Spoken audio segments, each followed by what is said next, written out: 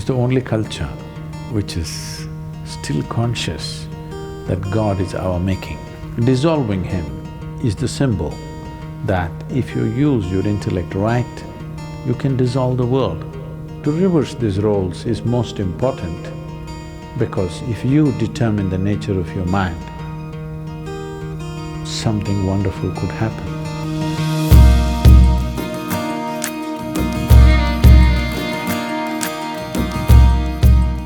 There is a festival in the months of August and September in India. It's called Ganesh Chaturthi. It is a god with an elephant face. It was not supposed to be an elephant, it was supposed to be a ghana. Somewhere one artist made a mistake and it became an elephant. It's called Ganapati, that means the chief of ghanas.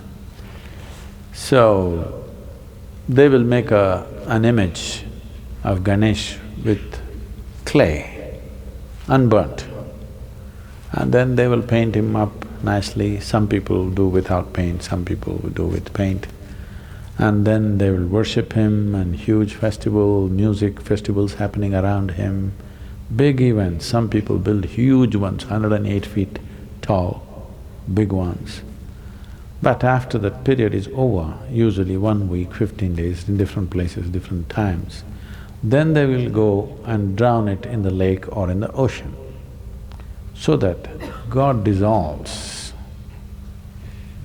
Create a god, create a frenzy around him, make him your entire life. For those 15 days or 1 month, there's nothing else but Ganesh. We eat what he eats, we only like what he likes, everything is about him, but then one day we'll dissolve him. Once he's dissolved, he's done. It's the only culture which is still conscious that God is our making. So, he is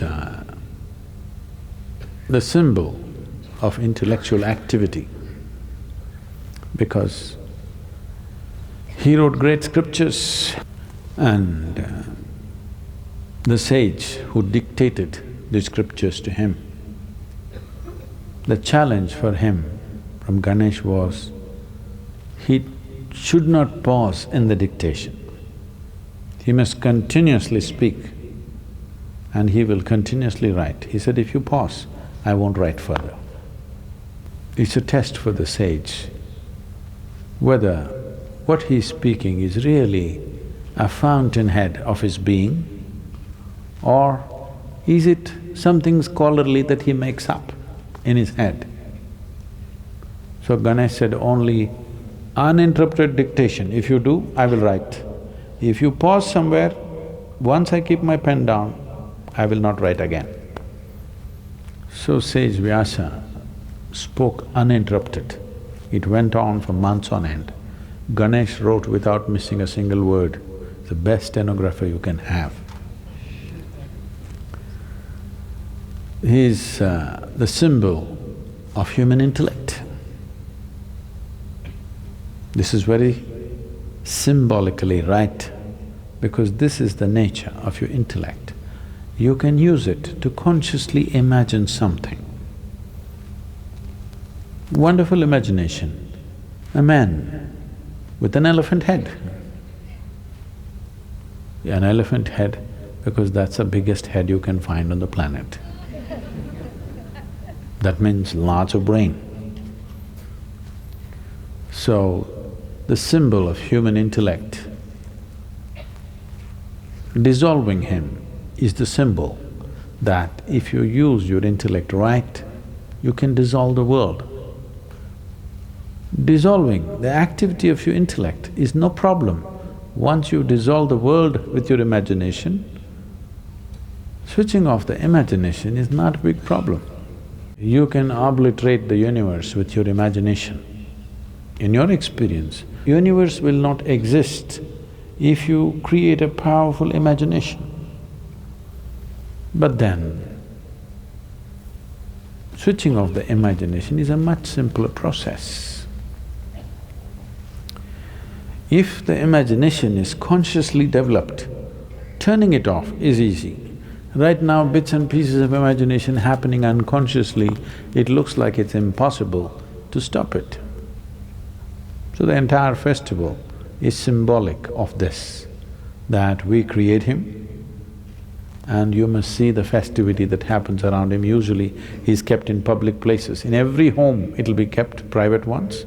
Apart from that, on the streets, big ones, many streets will be blocked for this 15 days to 30 days, traffic stopped, everything. He will be sitting right in the middle of the street, big celebrations, music, stuff happens around it, people live around him for this period. But when the time comes, they just go dissolve him and that's about it. He's done. Next 1 year, nobody thinks about him.